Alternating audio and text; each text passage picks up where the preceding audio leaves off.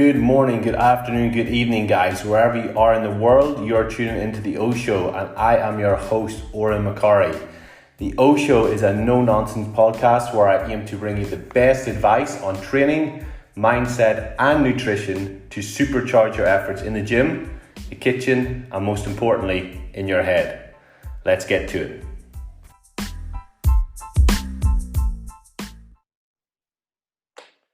Hey guys, welcome to today's episode of The O Show, and today we have a very special guest on who is a WBFF pro. We have Alicia Gowans on. Alicia, welcome to the podcast. Hello everybody, thank you for having me. I know it's been a couple of days in the making, but I'm super pumped to be on here. Yeah, we were meant to record this on Saturday, but Ali was in the mountains getting away for a weekend and the signal wasn't the best, so we moved it to today because she was actually pretty excited about the questions that I'd done up, which as a new podcast makes me very, very excited. It shows that I'm on the right track with everything, and we've got superstars really on the podcast already. So it goes to show that we're doing something good, right? Absolutely. And I think, look, if you can keep it fresh and keep it interesting, not ask the same old boring stuff, then, you know, you're going to be putting out something new. We do have a few in here that people won't have heard before. So I'm excited to get to that. Mate. So we always start this with a rapid fire round. So it's just silly shit, really. So how old are you? I know you shouldn't really ask a lady that, but 38. 38. Okay. And what's your 25. Favorite? 25. Yeah, I would have taken that. I still look 27, so I'm okay with this. All right. That's it. Percent. As long as you know you look 27, that's fine. The age is just a number, right? What's your favorite color? Pink, lame, I know, but fuck, man, what do I do? It's pink. Listen, just go with it. If it's a stereotype, then we'll just go with it, right? Like, wow. Wow. Cats or dogs, which is better? Dogs, I've got two.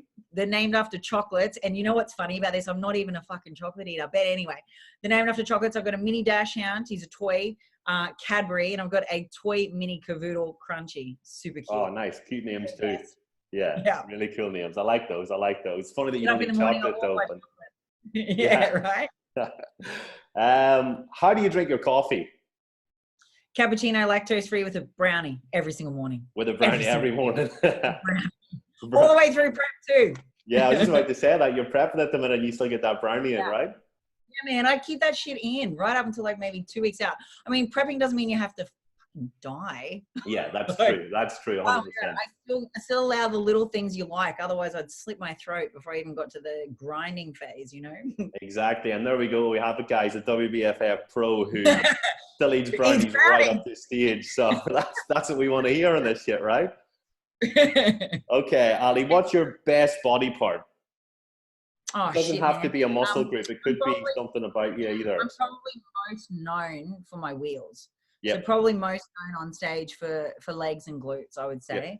Nice. And, you know, look, they're not without, they've definitely had their periods where they've been an asset that's probably diminished a little bit because of my back injury and just through phases of rehabilitation where I couldn't grow them as well as I normally could. But I'm an ex-ballerina, so it's kind of a given, right? Like people kind of go, that well, far out. I've been on them for a while. You know? Been working them for a while since so, you know, I think, that'd have to probably be that'd be my biggest asset. On a stage, I think it's probably that's how I win.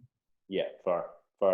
And then what's your favorite gym lift? Is it going to be like a squat or a hip thrust or something with that? I'm not a hip thrust girl. I can't stand that shit. Actually my favorite exercise. Okay, I'm not a booty babe. Yeah. Don't get me wrong. They're great and they're important and I definitely do them. I just don't love them. Yeah. They're not my favorite. No, I'm a deadlift girl. I freaking love deadlifts. Oh, yeah. I'm always on your story. It's my favorite. It's my favorite lift, but it's not the one I spend the most time on because the one I actually need the most time on because of my injury and just rehabilitating back into being able to load is the squat. So I spend most of my time in the squat. It's definitely paid off though. Super pumped for this year's physique. I can already see the changes as a result of being able to vertically load again, and in particular, start working strength-based compounds, which I haven't been able to do for 5 years. So this is epic. I'm so excited to see what I'm peeling away the layers of. Yeah, nice. It'll be exciting. Yeah, and speaking of your strength lifts, people might be interested in what a pro lifts. So what's your top 3 lifts? Well, let's go squat and deadlift. What's your if we went pre-back break, I was doing, and you got to remember relative to size. So back then I would have 52 kilo chihuahua ringing wet. So I've got 10 kilos now, almost 10. I was doing at the time 120 kilo dead. I was doing 110 kilo squats, and that they weren't even at my max. So I wasn't even doing one max reps yet. I was doing sort of 3s and 5s at those weights before my injury. Quite good, right? But in my recent, which was my very first ever powerlifting comp that I did, which is post my back break, and I've only been lifting in the compounds in the last 5 months. I think it wasn't quite even 6 months of a total block where I was actually under load, progressively building for strength before I got on my powerlifting podium. My actual lift for the day was 115 squat, a 67.5 kilo bench, and a 110 or 112.5 kilo deadlift. And the deadlift was the last thing I completely crapped out my ass on the last lift. I was like, I was so tired. I was so out. My central nervous system was like, what are you doing? Yeah. I'm a bro. I'm like, my whole body's going, well, I don't know if we were built for this. We're out. I dropped my lift and I just had nothing left in the tank. But having said that though too, the week before my actual powerlifting comp, anyone that's followed my journey that's watching this that might know an inch about me knows that prior to this last year when I was working with Ben Pikowski and Dr. Jordan Shello in all of my rehabilitation back to being able to get underneath a barbell again, before those two boys, I would literally sneeze or cough. I'd hyperventilate about getting sick. I'd freak the fuck out because I'd sneeze or cough and I'd blow a disc out my back every single time without fail. And I would be out of the count. Like my last world title before the one just gone, so the one in Vegas in 2018, I had 3 epidural cortisone injections into my back, into the facet disc, nerve root, and into the actual like surrounding tissue the day before I flew out for my comp. Oh, shit. It was intense, man. So that's what I had gone from, with no ability to put any load on my back or deadlift at all, into then being able to load again. So I'd only been doing it for 5 months. So I'm super happy with what we got to, being able to get those numbers. But I mean, I'm just getting started. Like as soon as I finish this show, I'm getting off and I'm starting to prep for my next powerlifting comp. I've got the bug. I love it. Good. I love feeling strong. I love building, back into being able to progress again, in these compound movements that I got told from every medical specialist after my initial injury that I'd never be able to do again. And I'm like, I'm not the girl that sits down and takes no for an answer. I'm like, well, we'll see. Yeah. And I did. So let's get a little bit into that. What did you have to do to rehab that to that extent? The first 4 years was just... It was me basically going, I'm not going to not win, and I'm not going to not get on a stage no matter what you tell me I can't do. So I'm going to find a way around it. So I went around it, over it, under it, every way but freaking through it. Yeah. And I literally, for the first 2 titles, blood flow restriction trained, all machine-based movements. I then progressively got to the point where I could start to structurally load. I did some isometric work and some isolated work. I did a lot of rehabilitation focused stuff and a lot of dumbbell and kettlebell work, not necessarily getting underneath any barbells or lifting anything substantial, until I got to Jordan and Ben. And then I started being able to progressively load and take my body back underweight. So it's been a journey, and it's been one where, and I was saying this on Charlie's podcast the week before last, there's not been a traditional approach to me, my physique development, or even my wins and my titles in the last 5 years, because you couldn't. There was, I'm in this weird anomaly with this really foreign terrain of issues in my biomechanics that meant that, we're constantly working around something, putting something back together, proactively trying to fix an area. Like it was a quite literal shit show, right? and all of my coaching team was so awesome because, imagine getting me every day. The good thing about it is I got a great energy, and I've got this annoying fucking optimistic outlook on life. So it doesn't matter what's going on for me. I was in chronic pain, couldn't even put my shoes and socks on. I was getting undressed every day for nearly 3 years. Like it was crazy. I was in a bad way, but you wouldn't have known because I didn't show it on my socials. I talked about it. I shared my journey, quite openly, but until I talk like this, you don't really understand how bad it actually was for me. But I'm an annoying optimist. So all of my team would just be, they'd look at me sometimes and be like, I can't believe that you're walking in and you're like this. And yet they'd say to me, bend over. And I'd be like, that's it. They'd be like, really? Bend over. I'm like, that's actually it. My chin's on my chest, man. I'm doing good. It was bad. Wow. For me to get to the point now of doing this powerlifting comp like I just did, I'm so proud of that, and I'm so stoked. And it's not kicking major kick-ass goals on numbers, no. But I'm cool with what I got because I got there and I actually did it. And on the week, which I was leading into before, that we went down that rabbit hole, was that the week before my actual comp got and took place on the Wednesday night, I got out of bed at 4 a.m. to go to the toilet, drinking too much water like a good girl, and got out of bed. And at the same time as I swung my legs over, I sneezed out of nowhere. And I'm like, oh shit. Because as soon as I did it, I felt my back go seize up. And I just messaged Nick, who's my coach on the ground here. And I just went, bro, like my back just seized, I fucking sneezed. He's like, oh man. So we were in a deload week. So we just basically worked my treatment and released me as much as I could. And I did a whole heap of psychosomatic stuff. So just making sure they didn't have any anchors in my brain to my body connection going, we're in trouble, you know, protect. It's a process I went through for a whole year. I did a whole year of psychosomatic healing, letting go of suppressed emotional stuff, and just basically mind and muscle connection. And so anyway, went through those things again, just kind of went, okay, refresh myself, make sure I'm not hanging on to anything, make sure everything's good. Did all those things in the week leading into the comp. Got to comp day and I was actually nervous. Like I haven't been an amateur at something in 6 years. So I'm like, I was so fucking excited to be an amateur and to be like at the bottom. I was like, I'm at the bottom, but I want to be at the top. So here we go again from like Gartner back through. So I was excited by that, but I was freaking nervous. So I'm like, I'm nervous because COVID was on. We weren't yet isolated, but I was a bit nervous about being in a social environment, which is weird. Yeah. The very next day we went into lockdown, so it tells you where we're at, right? So I had these nerves about bugs. Yeah. I had nerves about my back because it was still a little bit frozen. And at the same time, I'm nervous because I'm a fucking amateur doing something that I've never done before, yet I'm a high profile. So everyone in the audience knew who I was. I'm like, I'm going to fall flat on my face. Everyone's going to laugh at me. This is going to be fun. Jesus. So you have that internal dialogue in your head going, you know, that don't break a leg when you're about to walk on stage in your fucking heels. I'm like, just don't shit yourself. Don't do anything really stupid that can't be cleaned up, man. Like, you know, because whether you like it or not, idiot, you're a public profile. You chose this life. Good on you. Exactly. So, this is the thoughts go through my head. I'm like, oh God, okay. So every 5 seconds in between my sets, I'm like, going to my coach, I'm going to the toilet. I'm going to the toilet. Making sure I'm going to wee, because the last thing I want to do, because I kept hearing all these horror stories from people about women that just gush on the podium. And I'm like, really? Oh my God, I don't want to be one of those. Yeah, no, not with your profile, mate. That's what I mean. Everyone's filming it. I'm like, oh my God. Oh man, that'd be funny.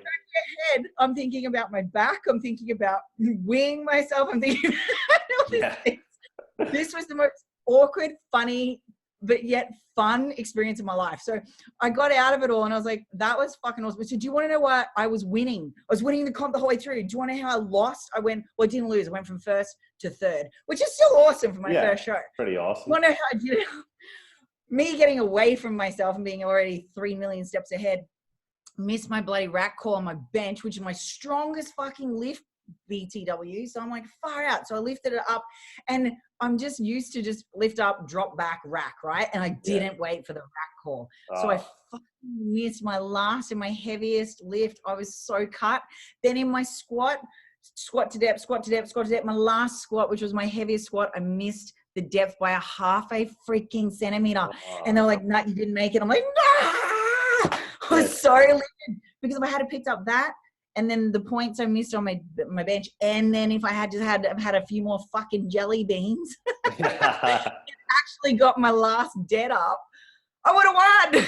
Oh man. Anyway, doesn't matter. I learned a lot. I had fun. I kicked goals. I didn't wet myself on the podium winning, and I didn't embarrass myself. So that was okay.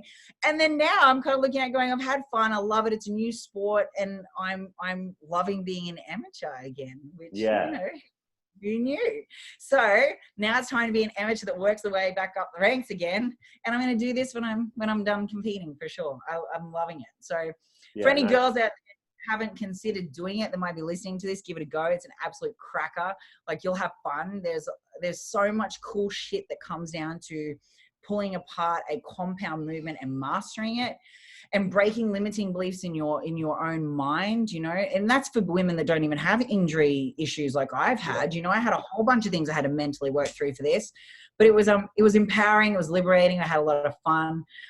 it was such a, like the guys at the bar in Brisbane, my powerlifting crew are like family to me now. Like, honestly, I walk in there and it's just like, I'm coming home. Like, I walk in, I crack jokes, I take over the playlist, I put on my punk music on, like, I'm doing all this crazy shit, bossing people around, eating my rice cakes in between my sets because that's not bodybuilding. And then complaining when I got to come back in. And I'm like, I'm bodybuilding again. I'm getting back on stage. Shit, what the fuck? I got to count to 8? Who even knew there was a number after 3, man? Welcome back to bodybuilding, Ali. Welcome back. Fair, man. So that's a pretty epic story. And the fact that you've came from such a debilitating injury where literally a sneeze could literally screw up your whole body to that is massive for people. Sneeze, cough, if I rotated the wrong way, so I couldn't do any forward bending. So literally Christos put my shoes and socks on every day for 3 years. I would have some days where I could get out of bed, other days where I couldn't, where I'd literally, if he wasn't with me, I'd roll out of bed, I'd fall on the ground and I'd pull myself up on the actual side of bed. Like, I couldn't put my shoes and socks on. I'd put a sock on, I'd put my foot up and then I'd pull the sock like this. It was fun. I moved into wearing cross knit flies shoes because I could just slide my foot in the back and didn't have to actually do anything up because I just couldn't bend. It was really bad. So when I was at my worst, it was horrendous. I wouldn't wish that on my worst enemy. Like, no, it was bad. So, it was a massive thing to overcome it. Definitely have worked through it. Still have the odd hang up an issue here and there that I'm constantly working through, which we obviously saw coming into the, the week of the powerlifting comp even. But I know what I've got to do. I know what my triggers are. I know how to deal with it. I'm much better at it now that I've recognized where, stress or, emotional shit can sometimes impact you physically. And I think that's something that people underestimate. And I mean, I'm an emotionally intelligent motherfucker, but I still had shit. Everyone does. You still have levels of baggage. So being able to deal with that and then compartmentalize it, process it, get rid of it, and then move forward from it with not hanging on to it. Wow. What a massive difference it made. I got under a bar and squatted 80 kilos straight up. I broke my back with 6. So, so that's what I mean too, for anyone that doesn't already know, the reason that a vertical load and a squat's even harder for me to deal with, I think, mentally, and it's the one I work on the most, is purely because that's actually what I did when I broke my back. I had a barbell on my back. I broke it with a squat. Yeah. So it's one of those things. Maybe we don't want to do that. Definitely a head fuck every time you get under the bar there. Yeah, it was for a while. But now I'm not. Now I'm like, put me back, take me off the bench, coach. No, that's pretty cool. That's pretty cool. And like, there's lots in there that people can take out, whether it's mindset or like the multi-sport component that people can try out. But I think one thing we haven't really touched on yet is you've got this big following. I think I checked like last week when I asked you to come on, it's nearly like 500,000 followers.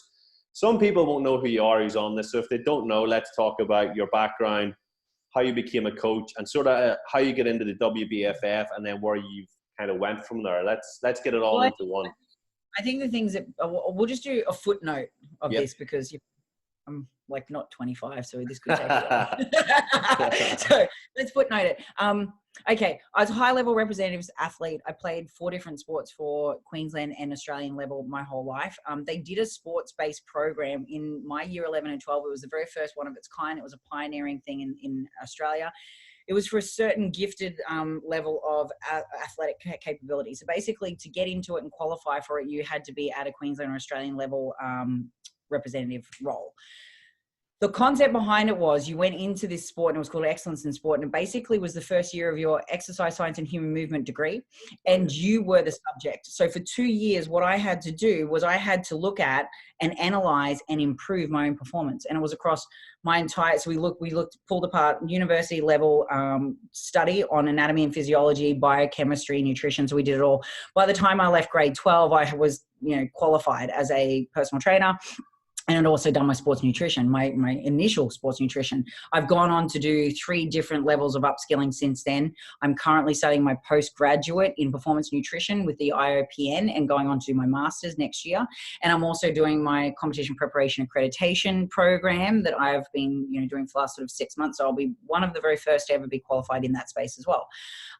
But along the way between finishing high school and, probably about 8 years ago when I went into this full time, what I did was I got told, like everyone does, that, you know, there's no money in athletics and there's no money in PTing. And at the time that was pretty fucking accurate. And there's no money in anything to do with arts. And you got to remember the sports that I were in were very art based, right? So I couldn't pursue them. Well, not academically to make money.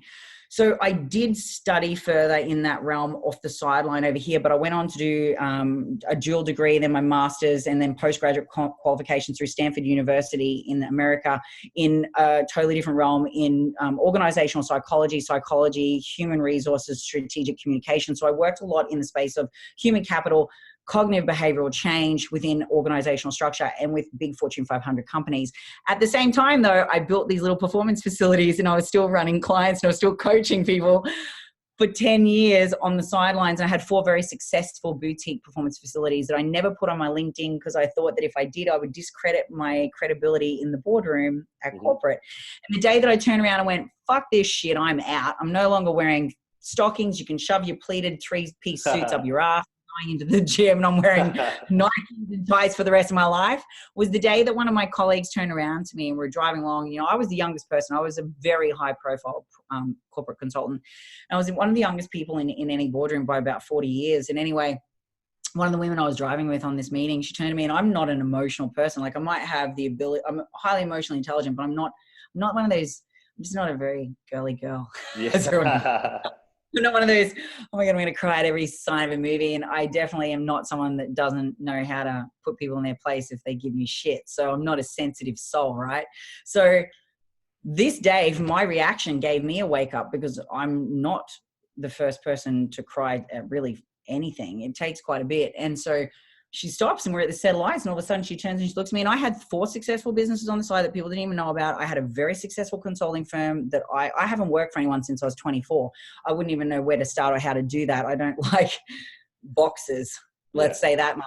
And so anyway, she stops and she looks at me and she goes, I have this red light, random, right? She goes, Alicia, what's going to be your legacy? And it was the most simple fucking question. But in that moment, I just looked at her and all of a sudden I just started crying and I couldn't stop these tears. I didn't know what the fuck was happening. I looked at her and I went, excuse me. I went like this. So this is how not emotional I am. I looked at her and I went, excuse me, really sorry. I'm leaking. I don't know why. I can't turn it off. I just need a moment. I got out of the car, walked to the back of the car, and I'm like sitting there. I'm like, get your fucking shit together. Like, what is going on? This is what I'm thinking in my head. I'm like cleaning myself up, get back in the car. And I'm like, you know, I'm so sorry.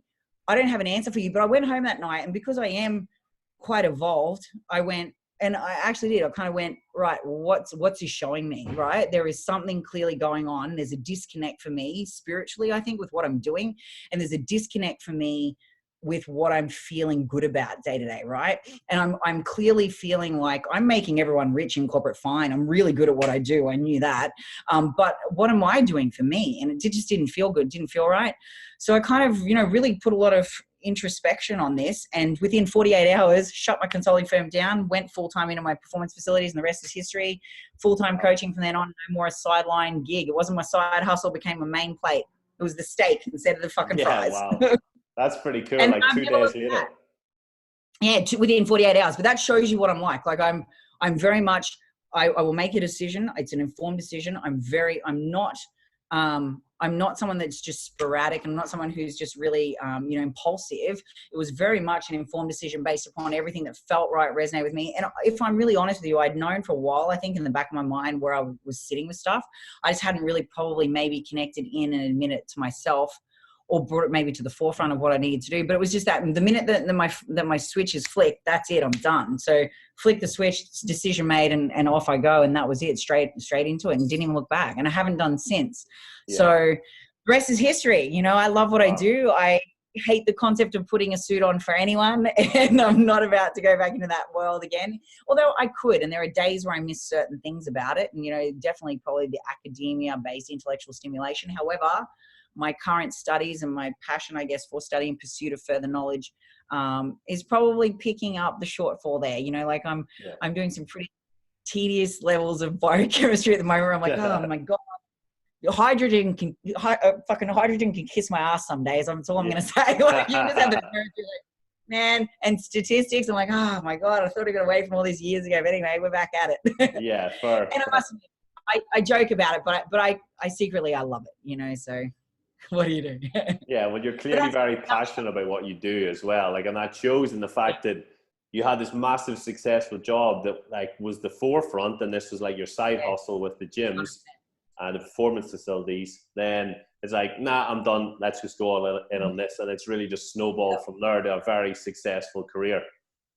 And it has. And do you know what's really interesting too? Because of my job and what I did, I didn't have Facebook, right? So like, I didn't create this business based upon, you know, social media or being this massive cult following or like all the likes, or I got into Insta so late. I'm so late to the game. Like my following should really be about 5 times that based upon how long the game, what I've done, but I just didn't. And I'm just not about that life. Like I've really struggled to do my content, and my media woman's always up my ass about it. I'm like, yeah, okay. Like I get it. And I just try to be quite authentic about what I'm sharing too, you know? So I've been working my stories more just so people get more of a feel for actually who and what I'm about. And, you know, I just figure may as well be me, because then what people are actually buying into when they look to me as a coach is everything else that's actually, you know, unique about me. Because everyone that's a coach, literally, you would hope anyway, has got a certain level of qualification, accreditation, and, you know, experience. So pretty much anyone can write a freaking program. Anyone can write a nutrition plan. But for me, coaching is very much like consulting. And it's not just about going and taking an education background and applying it to something and being like, okay, well, here, that's it. And I'm the only one that can do it, because it's not like that at all. What they're going to buy is my ability to step in and create the change required for the goal to be achieved. And that's a totally different thing. You're dealing with variables such as, you know, behavior, decision-making, limiting beliefs, values, cultural, you know, systemic issues that might be coming through and preventing them from taking hold, you know, relationships they might be in and the situations that unfolds in, then historical experiences maybe with the sport or with the process or whatever it is. That's a lot more than just here's your plan, here's your food, off you go. Yeah, 100%. It doesn't work like that, right? Yeah. So I'm more consultative meets, I guess, an element of, you know, I'm known for being mindset orientated. I'm known for being, you know, I draw upon so much more than just a program and a nutrition background, you know, with all of the scope of the, you know, many qualifications I've got that we sort of touched on very briefly. I really do bring a consultative approach to what I do as a coach. And it is very much about tapping into intrinsic, external probably limitations and challenges, intrinsic motivators, the gap between the two, bridging that, and it's cognitive behavioral change. Mm-hmm. So we work in a very different space, I think, my clients and I, to probably perhaps most coaches. It's a very different level of conversation. They get given homework every week that is not about food. So this is where I'm the right coach for a lot of people, but I'm too much for some. Some people aren't ready for me. I can be a bit confronting. That's okay. I'm not for everyone. That's why there's a million coaches, because there's one for you. You know what I mean? Like, exactly. You know, this is what always amazes me about people being, you know, like, aren't you worried about all, you know, all this competition? I'm like, what competition? There's only one me. Like, and I'm not in competition with them. Whoever comes to me is coming to me for me. Yeah, exactly. Because I am a certain skill set, and I'm a certain personality, and I'm a certain dynamic, and they're needing me because I'm going to bring something out of them that someone else can't. So I don't give a shit about what anyone else is doing. I'm me, and that's it. And I'm not for everyone. That's all right. Not everyone's an amazing coffee drinker. Some people like tea, and that's cool with me. There we go. That's a great analogy, actually. Yeah, it's true. Fuck, some people like vodka. That's okay. I'm a wine drinker, so it's fine. You know what I mean? But I'm just saying, there's something for everyone, right? So I don't ever look at left or right of me. Not on the stage, and definitely not in a peer base either. You know, well, that kind of leads into another thing I wanted to speak to you about, because you do get a little bit of hate off people, certain people in the industry, let's just say, or certain coaches who, you've got this WBFF world champ, big profile, like big coaching team, like you've got a lot of girls who would flock to you because of who you are and the following you've got. And potentially some of it's down to jealousy, potentially some of it's down to just maybe them having an issue, or maybe somebody's highlighted an issue in their head and that they don't even really know you, right? We already know where this is going, and the key players in said market that do this. Look, you know what? I really actually love that you asked this question, because one thing that people respect about me is I don't do that shit. I don't agree with it. I don't call anyone out. I've got plenty of ammunition I could be firing if I wanted to put someone in the middle of the Gaza Strip and blow their legs up. Trust me. But I don't, because it's just not how I roll. Like, I couldn't care less. Like, I always look at it like this. In business and in anything where you're succeeding, the minute that you are succeeding, you have a massive target on your back. You're exposed. So that's just a given. So when it happens, I just don't even look at it like is anything wrong. I just look at it like it's the workplace hazard of being an entrepreneur, and I think being at the top of your game. And I think that quite often what happens is the people that are actually at the top of their game and doing more than you or successful in their own right, they don't even acknowledge you. They don't even notice you, because they're kind of doing what you're doing, which is in your own lane, focused on your clients, focused on your business. You don't have time to see what's going on around you. I couldn't care less what Joe Blow next to me is doing. I don't care less what, Mary Jane on the other side of the freaking planet is doing with her people either. I don't care, because I don't have time to care. I've got people to manage and clients to get results for. So I'm worried about me, them, what we're doing, and how we're, achieving the goals we're setting out to achieve as a team, as a business, and me as an individual and as a coach, right? So where do I have time to worry about what anyone else has to say or do? Exactly. I don't give zero fucks given, bro. Yeah. So it goes like this. When I see this stuff in the marketplace, and it's quite funny because I don't see it. I'm oblivious. I'm such a and when I do see it, because someone will bring it up to me, and usually it's so funny. It's people that don't know me, right? So they've never had interaction with me. They've never met me. They've never had a conversation with me. If they did, 9 times out of 10, I bet you they'd walk away going, fuck, she's not that bad. She's actually a pretty cool chick. I bet you.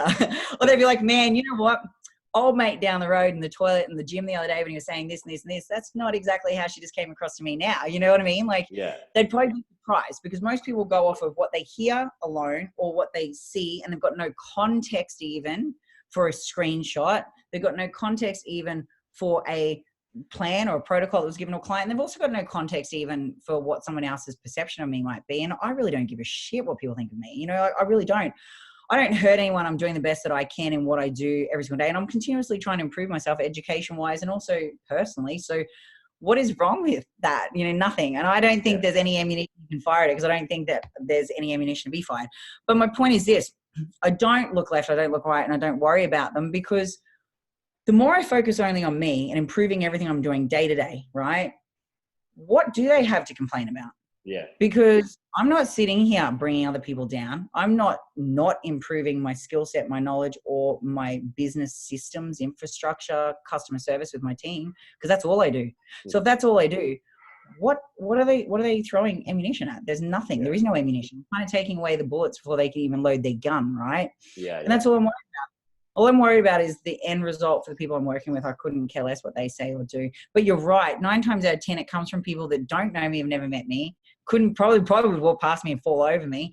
Especially when my hair's like this and ISO, yo. not so recognizable.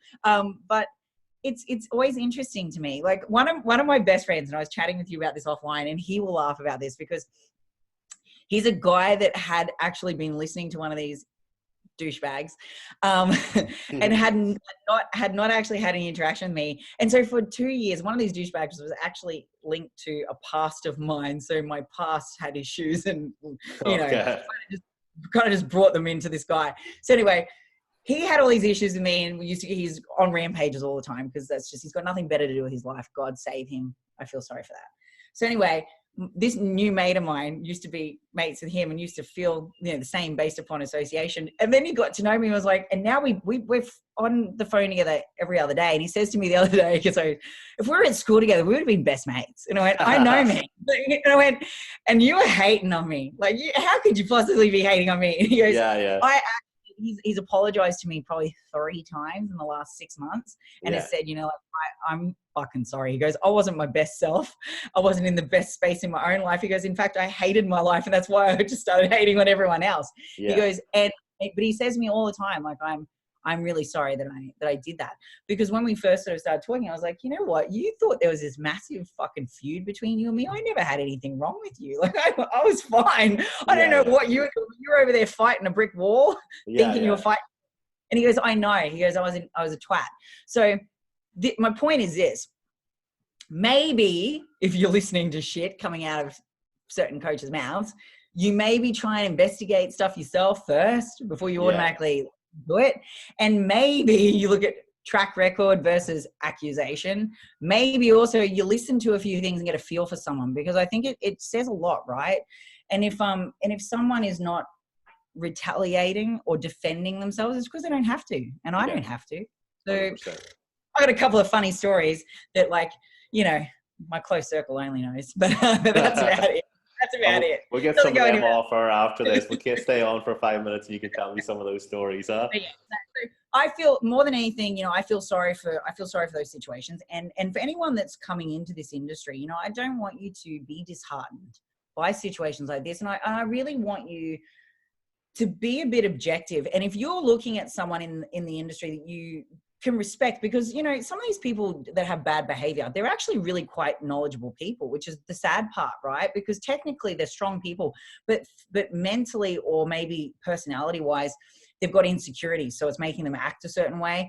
Yeah. So I would always say to people, do this, you know, someone might be technically gifted, but if their character trait is to bring other people down and be a negative promoter and an anarchist, maybe, just maybe, think about hanging out with them, because you know what? You become like your 5 closest circle of influencers. Maybe don't go down the anarchist route, is all I would say. For longevity in the sport and to continue to excel or succeed, I would say maybe you might want to do it in a very positive, optimistic manner and not in a negative way.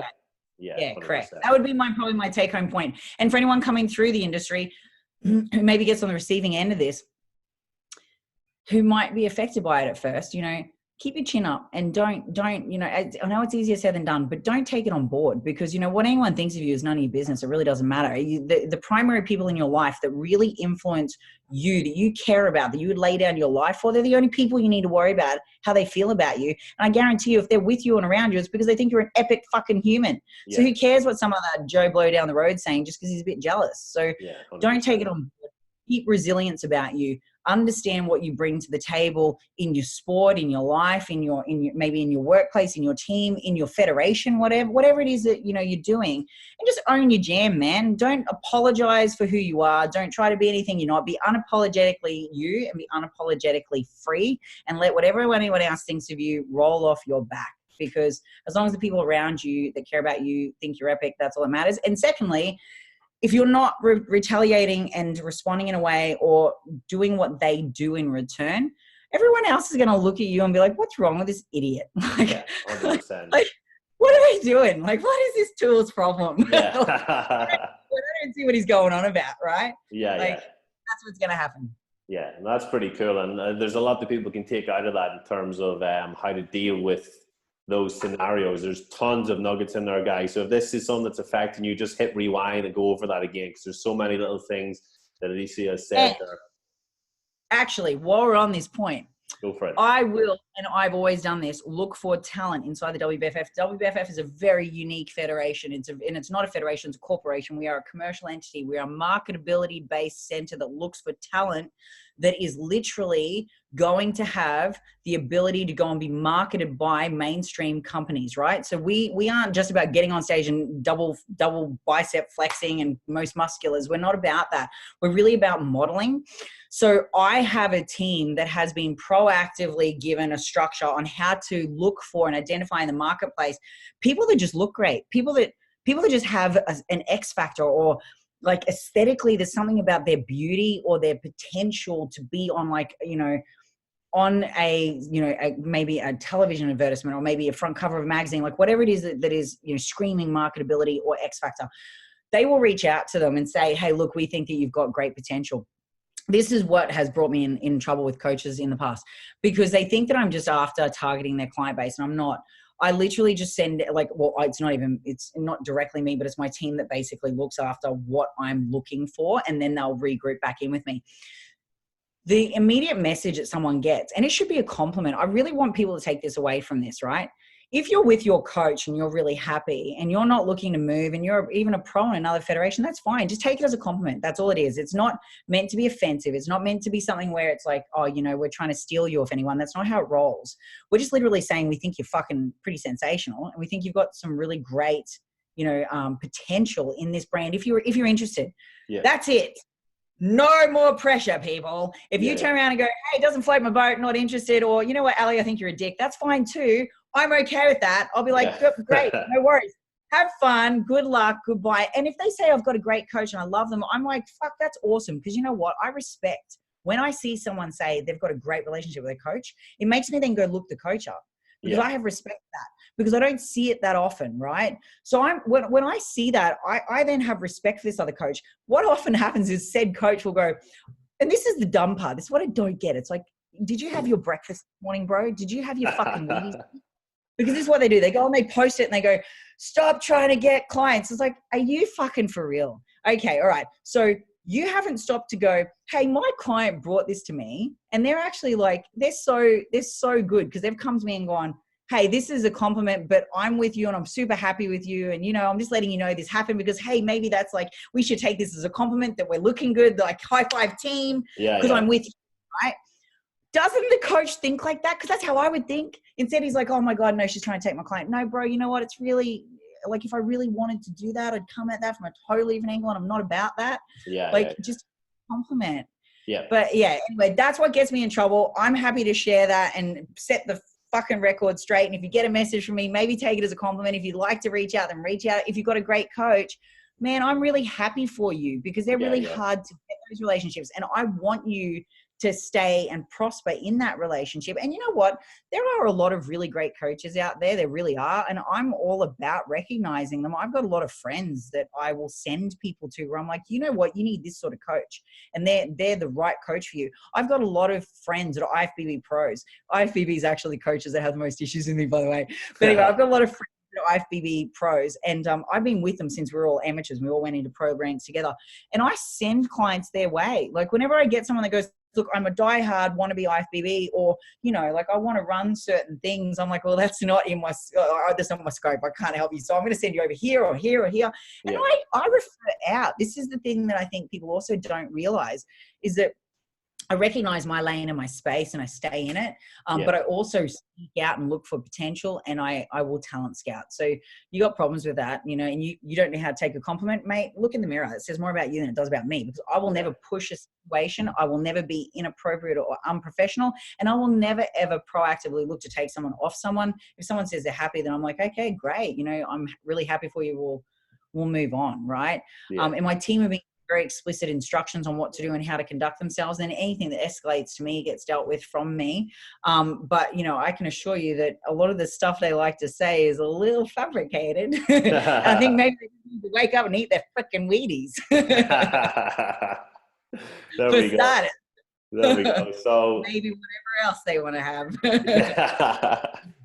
So that's fair. I mean, you spoke about the WBFF and how you do this talent scouting. So maybe that's a good avenue into talking about how amazing WBFF is. Exactly. Tell us about the difference between it and Fed. You said how you used to be IFBB and now you don't like prep anyone for that. So if somebody wants WBFF prep. I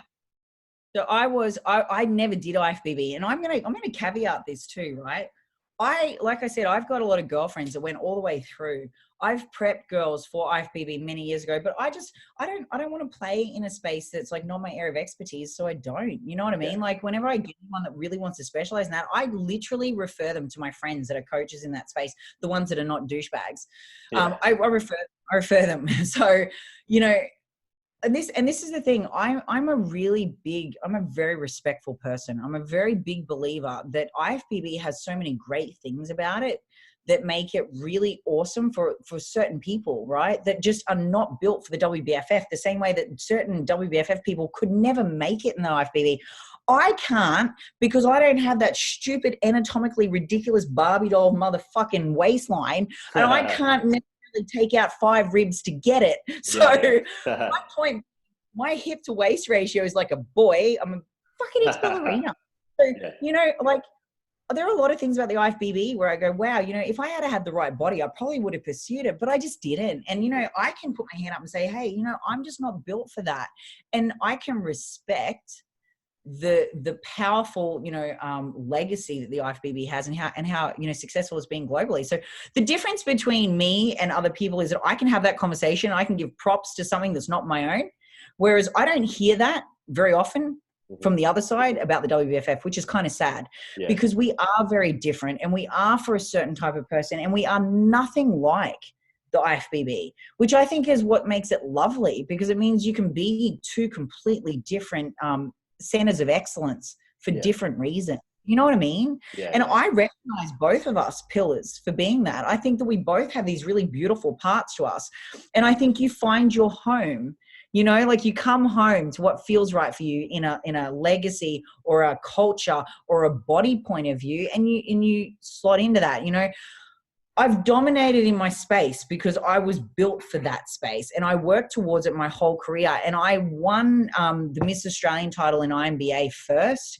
And I became the top of a tree in another tree first because I believed that when the tagline in the WBFF, the best of the best, was, you know, everything I was holding on to, I truly believed it. And to the point where I was like, well, I can't possibly go and hang my hat on that stage and attempt it until I am at the top of something else.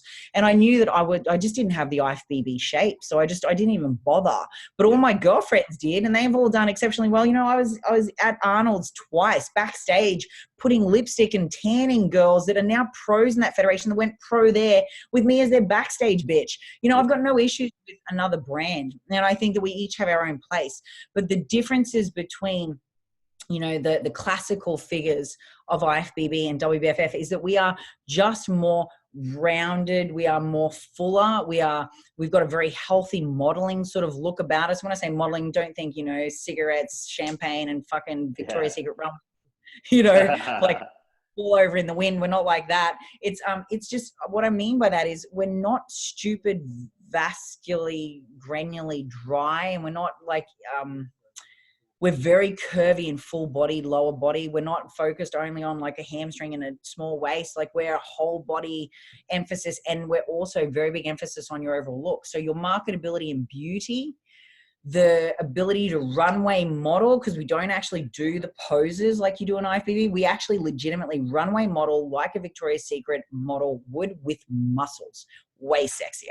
and you know, as you can tell, man, that's nothing like IFBB, right? So for someone that doesn't want to do that real expressionate style movement on a stage, then, you know, WBFF is not going to be for you. But if you want mainstream opportunities, commercial opportunities in you know, marketing and to do stuff that, you know, like we get, our girls are on the WWE, our girls are on, you know, as bad as it sounds, we're on all sorts of covers, including Playboy, but we're involved in reality television programs. Like we do all sorts of stuff that is mainstream entertainment. So think entertainment, right? That's what we are. We're not just bodybuilding. And we're in fact not bodybuilding. We're not even allowed to classify ourselves as bodybuilding. We are fitness models. And we're not even allowed to use the BB word at all. Okay. Fair enough. So that's the difference with us. So, you know, that's why I'm saying to you, there are so many differences. So again, now when you loop back to the fact that when I'm talent scouting, I'm looking for something very different, right? I'm not looking for a body. I'm looking for a whole package. So really understand that it is a big compliment. If I tap you on a shoulder or I have a comment with you where I'm like, hey, have you ever considered, you should because you're beautiful, or you're a really handsome dude that could look really great on a stage, I'm giving you the biggest compliment that I know how to give you because I'm looking at you from head to toe. It's a totally different feel, right? So the WBFF really does have these idiosyncrasies about it that make it special. It very much though is like a big family too. Like you don't have people backstage. There are no helpers. You literally are thrown into a group with all these other women and you just make these great friends. Like my very first ever pro show, I went backstage and at the time, like I was one of maybe 5 Australian pros because it had only just come to Australia. So I'm like one of the original pros, right? Like the very first diehard pros. I went backstage and I just got adopted by all the British family. So some of my absolute best friends in this industry, my longest standing friends, which are 7 years deep now, they're not even in my own country. Like, and this is what I love. Like, honestly, the WBFF has instilled in the way that it's set up its structure. The whole focus is about creating lifelong friends and about creating these, you know, really deep connections that you just take forever. You know, long after you even stop competing, we're still part of it. You're going to see all these old pros that are backstage really recognizable names, names you respect, names you probably had on posters on your wall, and they're backstage helping you get ready and lining up to get on stage. Like, this is the kind of vibe we have. Like, it's awesome. It's so much fun, and That's it's pretty cool. Incredibly warm and inviting. Like, it's great. And like I said, it's not for everyone, and that's fine. But, you know, I definitely think that it opens up a lot more doors for you if you want to have a career or a pursuit in anything to do with, you know, interaction, online entertainment, anything to do with, you know, fitness, a career that is quite profiled, then, you know, you're definitely going to have that.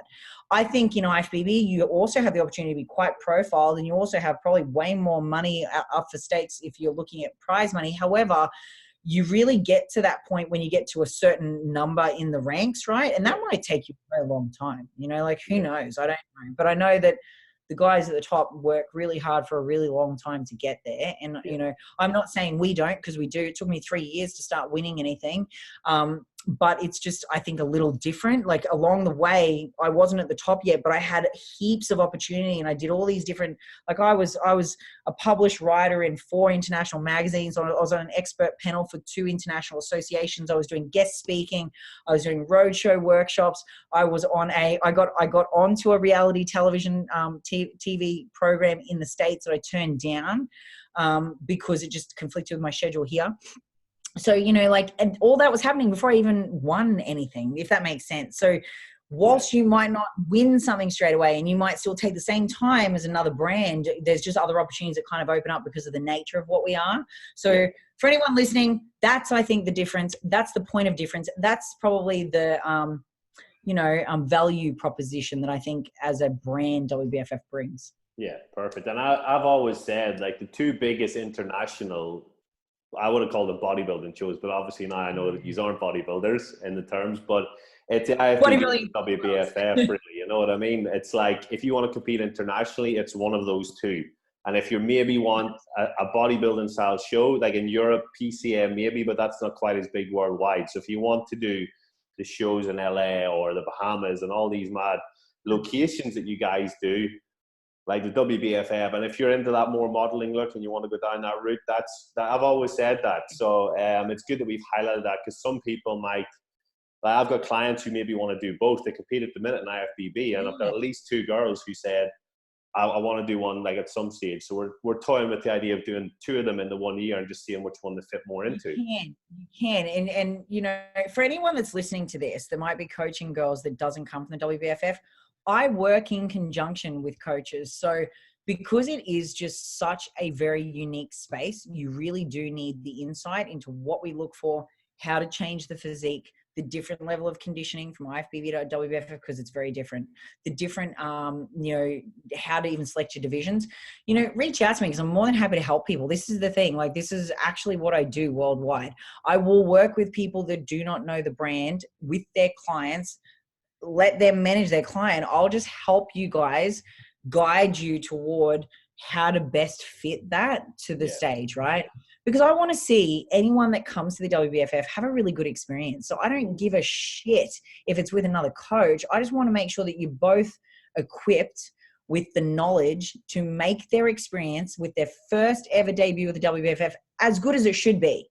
Yeah. Because if you're not prepping them and they're going in with an IFBB like mindset, they're not going to have a great experience at all. They really need to understand the differences and then dress for the different location.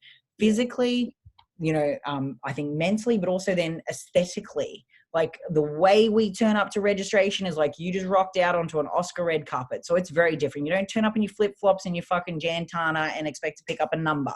Doesn't work that way. Right. So this is where I think you need to be schooled across it. So, like, when it comes time for your girls, let me know and I'll help you, and I'll help guide the girls on suit selection, where to go, what to have ready, days that got to be ready, what to expect at registration. I'll help you with all of that, because I think I really want you girls to have the ultimate WBFF experience and not to have like a substandard one just because they didn't know, and to walk in and feel awkward because we're like this one big family and they walk in feeling like an outsider. I hate that. Whenever I'm at a show and I see someone, and I can always tell, I always spot them from a mile away.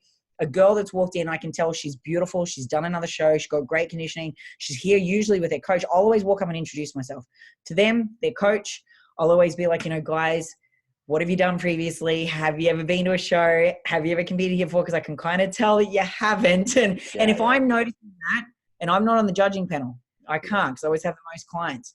So I don't. But if I'm noticing that and I'm not on the judging panel, guess what? It's going to go against them. So I've been known to do this. And this, you know what? For all the coaches want to diss me, fucking sit and listen to this. I'm known for doing this. This is what I do. I'll be in a gym at the peak week and I'll notice said person and I'll be like, you look amazing. Like whatever category you're doing, I think you'll do really well. Where's your coach? Grab their coach. And I'm like, I can tell you both don't come from here. I can tell you're not from around here. That's okay. And then first thing I say is, what have you done for posing? What does your posing look like? Because if your posing's good, you could potentially be a top 3, if not win this. There's been 3 occasions where other coaches and their clients have come to my fucking room at 12 o'clock the night before the show. I've fixed their posing. They've gone on 1 and gone pro. Wow. So for everyone that wants to say I'm terrible person, you can sit down your pipe and smoke it for like it. But that's what I'm known for doing. And that's the kind of person I am, because I don't give a shit. I just want them to have a really good experience, right? And if I can see someone has the potential to do so, I want to help them. Yeah, that's massive, man. And it is something that we spoke about last week. You were like, oh, you're only going to come to the WBFF. And I was like, man, I don't even know what division I would be. I'll help you. So like we had a chat and you were like, oh, well, you would be this division. And I was like, right, who would I know? Who's the champ? And you sent me a name and I went and looked him up and I was like, that's interesting. And it shows you are used to doing this. The fact that you just had a conversation, you were like, so what about you? Are you going to do FIB or are you going to come to us? And I was like, oh, I don't even know. And you're like, let me tell you what the look is. And then like, so when you do, we're going to do this. And this. Look, it's very true. And I've got a lot of clients too that I always say, do both. Like if you don't know where you sit and you're brand new and everything, I encourage my clients to do other stuff as well. So then they find their home. I think you're doing a disservice to your people if you do not let them spread their wings and find their own place in the world, right? I think that is a really insecure person that coaches their people like that. I think you really need to let them have the ability to express themselves and work out what feels right. I really do. And then for me, if that has in fact in the past, and this has happened, I've had one of my athletes that's gone on to become a junior champion in IFBB, but I let her go. I actually referred her on to one of my friend coaches and said, hey, look, you know what? I've got a champion. I could keep building her, but like I don't come from IFBB and a lot of them just have an issue with me. So maybe she's better go with you. And she did. Now she's a champion. So my point being is, like do what's right for your client, not what serves you. And I think some people have a hard time doing what's right for the client sometimes. Yeah, absolutely. But I think, I think it's healthy to look at all options. And I think for you definitely need to come and have a party with us and have a bit of a red carpet soiree. Yeah. You'll have a bit of fun.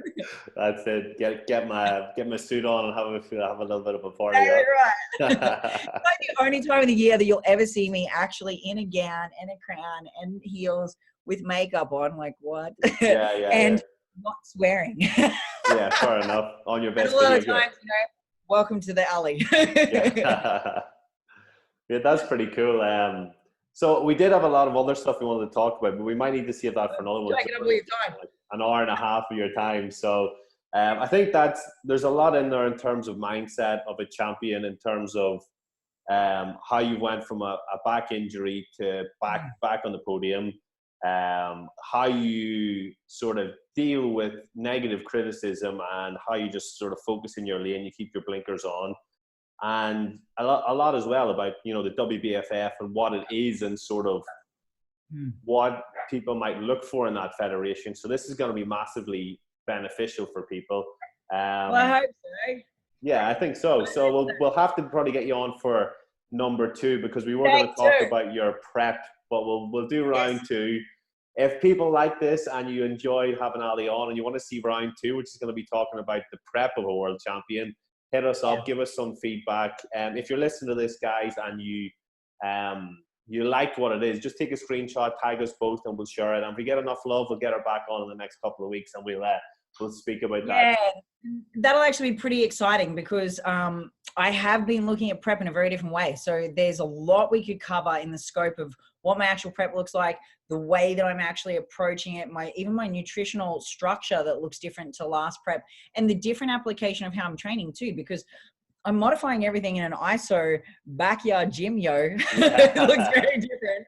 Yeah. And I'm happy to share all that with you. So would love to come back if everyone wants to have me and, talk some more smack with you. Yeah, absolutely. The O Show is going to be the smack talk show. I know what your final question is. All you really want to know is, when am I coming to Perth for coffee and cake? That's what I was just about to ask for, because we talked before when we done the Australian Icebook about you coming over. So when are you coming? I will be coming. We're setting up. I know I've got a whole bunch of seminars I'm setting up with Pios, Jackson Pios. So he's a man, a local man. I will be coming over there yet again. And I love Perth people. So I will be down to come over there. As soon as they out of my front house, out of my front yard, out of my front door even, for argument's sake. Like, God, come on, Corona, go away already. So we'll get it booked, and then whenever you've got those seminar dates, let me know and I'll pump them out on my social media as well, and we can get people there so they can see you in person and talk to you about everything that we have covered here in terms of the WBFF. So guys, remember, if you did like this, get sure and tag us both so we know you want the second one. I will maybe hook up a date in the next 2 weeks and we'll get round 2 about Alicia's prep in ISO, which is going to be it's going to be a big one. So guys, this has been the O Show. We have had Alicia Gowans on, and stay tuned for more, but we'll see you next time in the next couple of weeks. Alicia, thanks for coming on. Thanks guys. Thanks, O.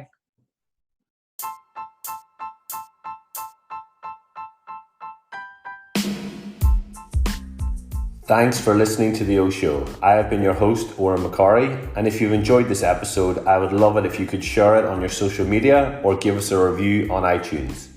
I can't wait to see you on the next episode to dive deeper into topics and guests that will supercharge your efforts in the gym, the kitchen, and most importantly, in your head. See you soon.